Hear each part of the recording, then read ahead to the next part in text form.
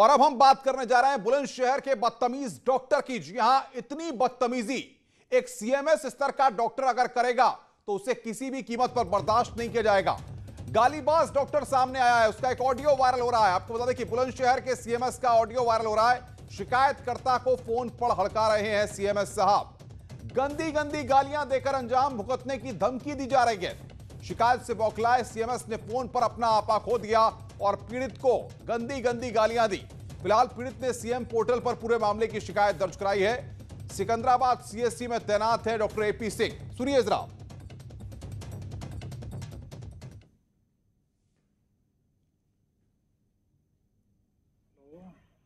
Hello.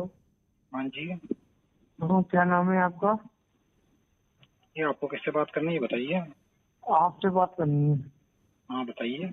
आपने कोई complaint launch की है? किस चीज की सर? हाँ, अपनी लुगाई के लिए आपने की है? नहीं जी। हैं? नहीं सर। अपनी लुगाई के लिए आपने कोई कंप्लेंट लॉन्च की है? आप बोल कौन रहे हैं पहले तो ये बताइए आप। अरे नहीं, अपनी लुगाई है या क्या करनी है आपको?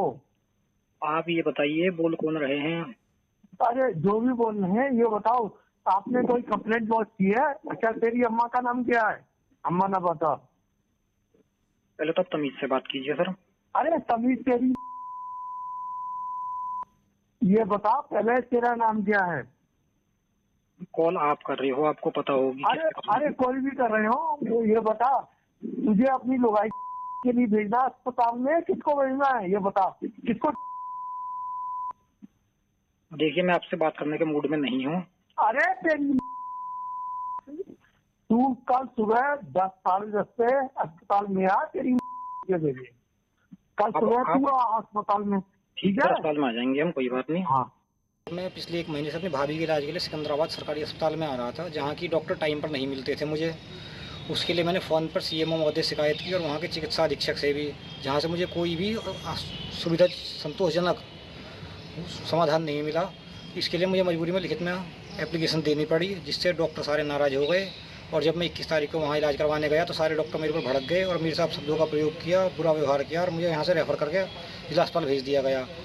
जिस पर सीएमओ साहब की कार्रवाई के बाद कल रात 9 बजे मेरे पास धमकी भरे फ़ोन आने शुरू हो गए। डॉक्टर साहब ने, जो यहाँ के एपी सिंह है, मुख्य चिकित्सा अधीक्षक, उन्होंने मुझे गंदी गंदी गालियाँ दी और जान से मारने की धमकी करने के लिए बुलंदशहर से हमारे संवाददाता तुषार हमारे साथ फोन लाइन पर जुड़ रहे हैं। तुषार, इतनी भद्दी भद्दी गालियां सीएमएस साहब ने दी हैं, इस जिम्मेदार पद पर बैठ करके अगर अस्पताल में कोई वक्त पर नहीं आता, इसकी शिकायत की जाएगी तो उसके साथ इस तरीके का सलूक किया जाएगा, इस तरीके से पेश आया जाएगा। जी अनुपम, स्वास्थ्य व्यवस्था के हिसाब से आज का ज्यादा शर्मनाक दिन कोई हो ही नहीं सकता कि धरती पर भगवान कहे जाने वाले चिकित्सक आज शैतान के रूप में नजर आया। और जिस तरह से कोविड काल चल रहा है, जबकि स्वास्थ्य व्यवस्थाओं को बिल्कुल उचित और उत्तम रखना है, उसके बाद भी अगर चिकित्सक अपनी ड्यूटी पे नहीं रहते और कोई अगर चक्कर लगाता है, अगर शिकायत करता है, तो उसे इस तरह से अपमानित होना पड़ता है। फिलहाल क्या सीएमओ साहब ने इस पूरे मामले को संज्ञान में लिया है? और साथ ही साथ ये भी बताइए, क्या सीएमएस साहब अब अभी तक कोई स्टेटमेंट देने के लिए सामने आए हैं? जी नहीं, सीएमएस साहब इस समय बिल्कुल कहीं भूमिगत हो चुके हैं और सीएमओ के पास भी हम गए तो सीएमओ ने भी 2-3 दिन की बात कह दी, लेकिन डीएम साहब ने इस मामले को बहुत ज्यादा गंभीरता से लिया है और उन्होंने अगले 2 घंटे रोकेंगे। इस वक्त बड़ी खबर आ रही है इस पूरे मामले पर। इस वक्त की बड़ी खबर, न्यूज 18 ने जिस तरीके से मुद्दा बनाया था, गालीबाज डॉक्टर अब फंस चुका है। न्यूज 18 की खबर का बड़ा असर। जिलाधिकारी बुलंदशहर ने सीएमओ से इस पूरे मामले की रिपोर्ट मांग ली है। 2 घंटे में पूरे मामले की रिपोर्ट मांगी गई है। बड़ी खबर इस वक्त की, न्यूज 18 ने जिस तरीके से सीएमएस साहब की गालियां और जिस तरीके से उनका ऑडियो सामने आया, उसको मुद्दा बनाया। हमने लगातार कहा। तुषार बातचीत करने के लिए हमारे साथ बने हुए हैं। तुषार, न्यूज 18 की मुहिम का बड़ा असर यहां पर देखा जा सकता है, क्योंकि आज केवल चर्चा का विषय यही है पूरे स्वास्थ्य विभाग, पूरे विभाग में। और डीएम साहब ने तो बहुत ज्यादा गंभीरता से लिया। हालांकि आज यहाँ पे डिप्टी सीएम मौर्य का प्रोग्राम है, उसके बावजूद भी इस पे इतना इंटरेस्ट ले रहे हैं इस पूरे मामले में। क्यों? क्योंकि ये पब्लिक से जुड़ी मामले है और चिकित्सा से मत जुड़ा मामला। तो क्या माना जाए, आने वाले कुछ घंटों में सीएमएस साहब पर बड़ा एक्शन हो सकता है? निश्चित होगा सर। तुषार, जिलाधिकारी से आपने बात की होगी पूरे मामले को लेकर के, क्या कह रहे हैं वो? क्या किस तरह का स्पष्टीकरण मांगा गया है, किस तरह का जवाब मांगा गया है? जिलाधिकारी से मैंने बात करी तो जिलाधिकारी ने पहले सारे साक्ष्य मुझसे कलेक्ट करे कि क्या क्या आपने यहाँ पे रोकेंगे। इस वक्त बातचीत करने के लिए सीएमओ शंकर साहब हमारे साथ जुड़ गए। सीएमओ साहब, जिलाधिकारी ने पूरे मामले में आपसे रिपोर्ट मांगी है, 2 घंटे में रिपोर्ट मांगी गई है पूरे मामले पर। इसलिए जांच के आदेश दे दिए गए हैं, रिपोर्ट प्राप्त होते ही कार्रवाई कर दी जाएगी।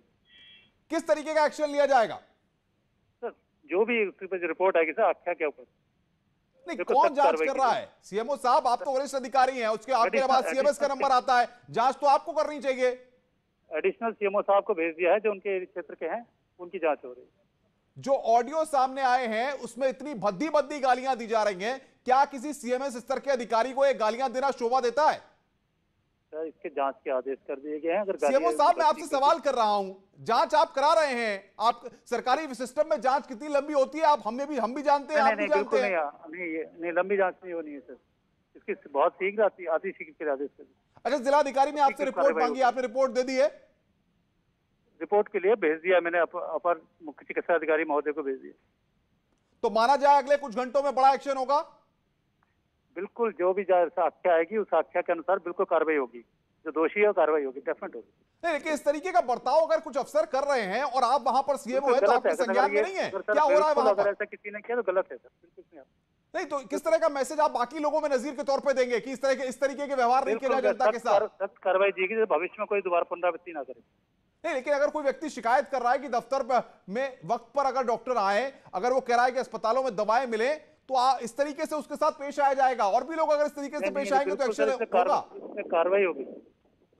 सीएमओ साहब, बहुत बहुत शुक्रिया आपका हमारे साथ जुड़ने के लिए। सीएमओ हमसे कह रहे हैं कि कार्रवाई होगी। न्यूज 18 की खबर का बड़ा असर, लगातार आज सुबह से न्यूज 18 ने इस खबर को मुद्दा बनाया था और सीएमओ शंखनाथ यहां पर हमसे साफ तौर पर कह रहे हैं कि कार्रवाई होगी।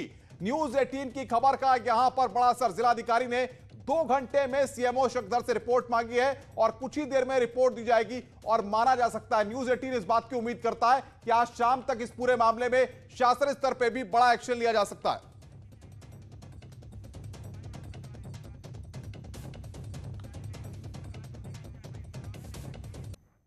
आगे बढ़ते हैं, कानपुर से खबर है जहां पर दबंगों का आतंक सामने आया है। दबंगों ने महिला से खुदवाया गड्ढा, घर के बाहर जबरन गड्ढा खुदवाया गया। दरोगा की मौजूदगी में यह गड्ढा वहां पर खुदवाया गया। महिला दरोगा से वो इंसाफ की गुहार लगाती रही। दरोगा ने भी महिला के साथ अभद्रता की।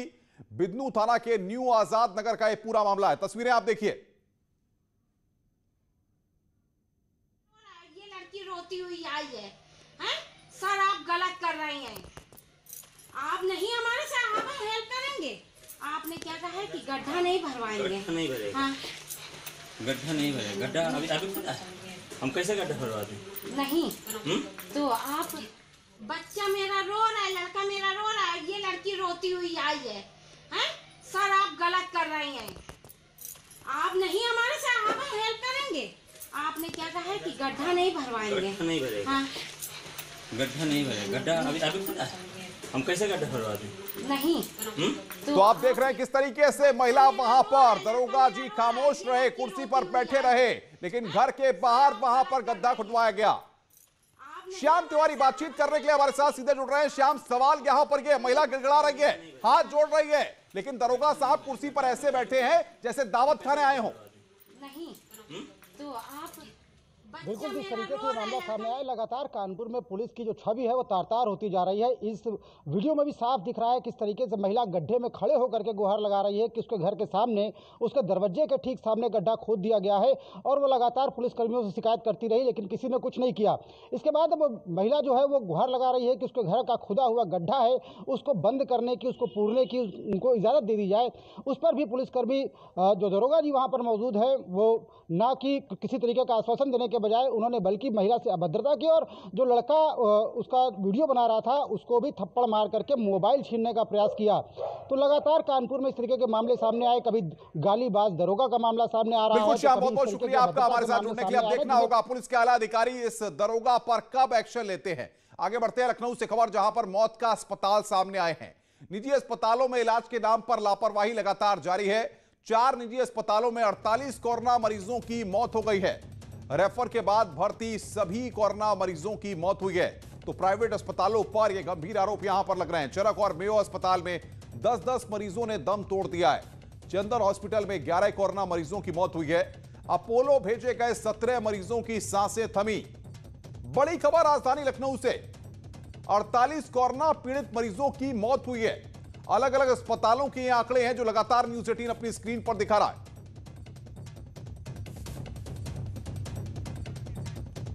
अपोलो भेजे गए 17 मरीजों की भी सांसें थमी है। तो प्राइवेट अस्पतालों में जो मरीज जा रहे हैं उनके साथ इलाज में लापरवाही बरती जा रही है। यह बात लखनऊ के प्रशासनिक अमले ने भी मानी है। निजी अस्पतालों में इलाज के नाम पर लापरवाही हो रही है। 48 मरीजों की 4 निजी अस्पतालों में मौत हो चुकी है। ये वो कोरोना के मरीज हैं जिनको इन निजी अस्पतालों में भर्ती कराया गया था। रेफर के बाद भर्ती सभी कोरोना पीड़ितों की मौत हो गई है। चरक और मेयो अस्पताल में 10-10 मरीजों ने दम तोड़ दिया। चंदन हॉस्पिटल की बात करें तो यहां पर 11 कोरोना मरीजों की मौत हुई है। वहीं अपोलो में 17 मरीजों की सांसें थम गई।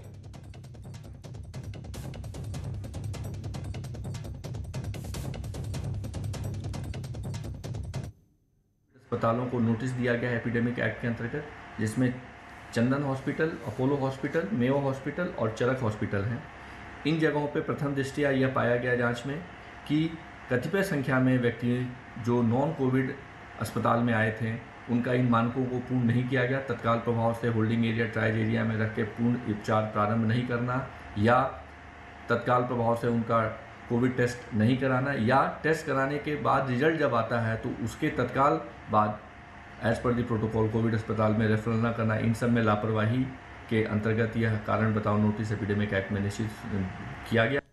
बातचीत करने के लिए अलाउद्दीन हमारे साथ सीधे जुड़ रहे हैं। अलाउद्दीन, जब प्रशासनिक अमला खुद इस बात को मान रहा है कि 4 निजी अस्पतालों ने बड़े स्तर पर लापरवाही बरती है, तो अब पूरे मामले पर क्या एक्शन होने जा रहा है?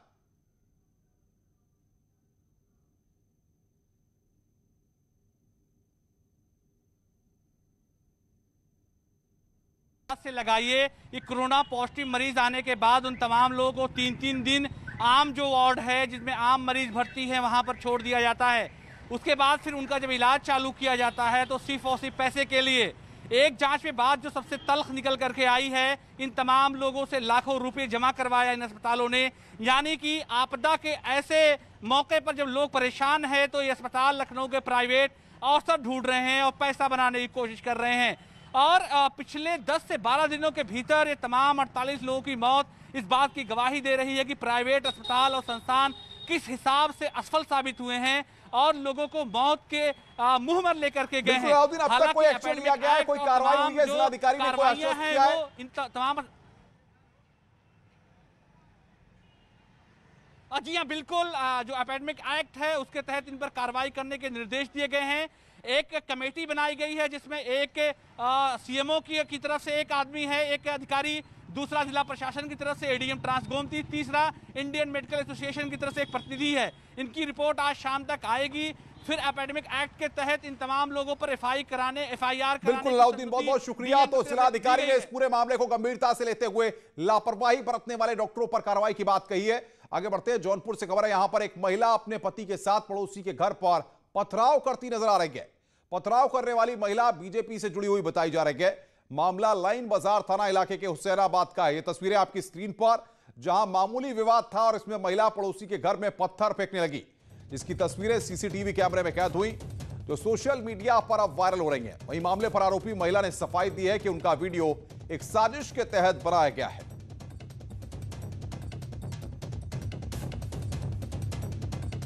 तो ये तस्वीरें आप देख रहे हैं, साजिश है विरोधियों की। हमारे पड़ोसी निशित आनंद हैं जिन्होंने ये वीडियो वायरल करवाया, और वो अकेले नहीं है, उनके साथ और भी विरोधी लोग उसी में लग करके ये काम कर रहे हैं और करवा रहे हैं। सही बात यह है कि एक प्रांजल पटेल नाम की लड़की और पूनम पटेल नाम की लड़की, दोनों से इनका लफड़ा चल रहा था केस मुकदमा का। इन्होंने लड़की के साथ छेड़खानी किया है, लड़की का वीडियो बनाया है और वो लड़की को वीडियो वायरल करने का धमकी दिए थे।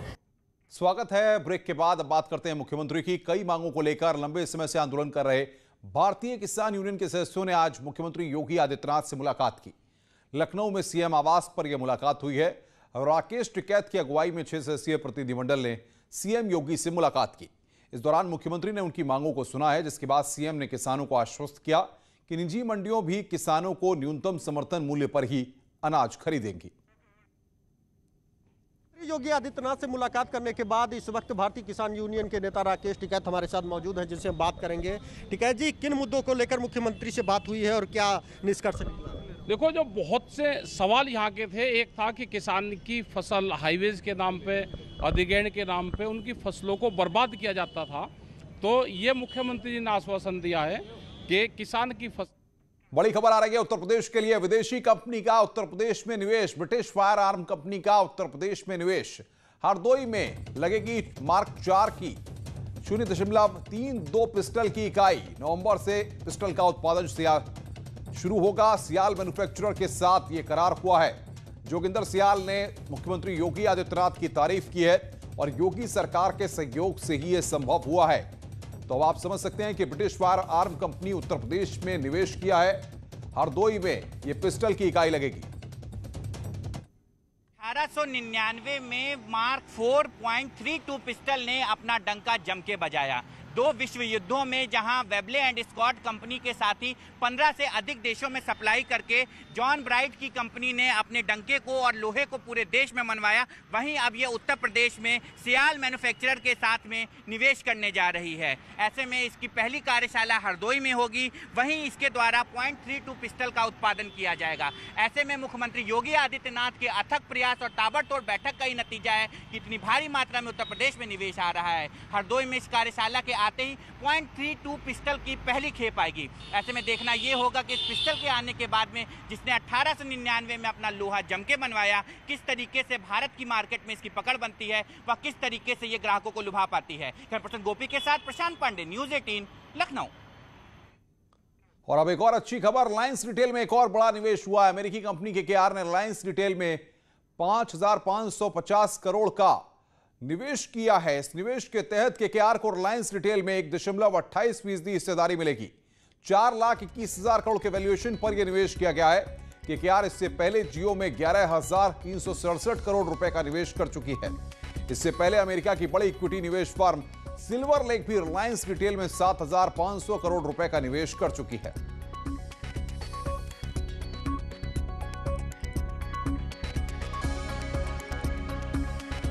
मुख्तार अंसारी के गुर्गे पर कार्रवाई की गई है। मुख्तार के गुर्गे रजनीश सिंह की संपत्ति को कुर्क किया गया है। 39 लाख की जमीन पर प्रशासन ने यहां पर कार्रवाई की है। 191 गैंग का सदस्य रजनीश सिंह, गैंगस्टर एक्ट के तहत कुर्की का एक्शन लिया गया है। कार्रवाई यहां पर की गई है। परदहा गांव में जमीन जब्त की कार्रवाई की गई है।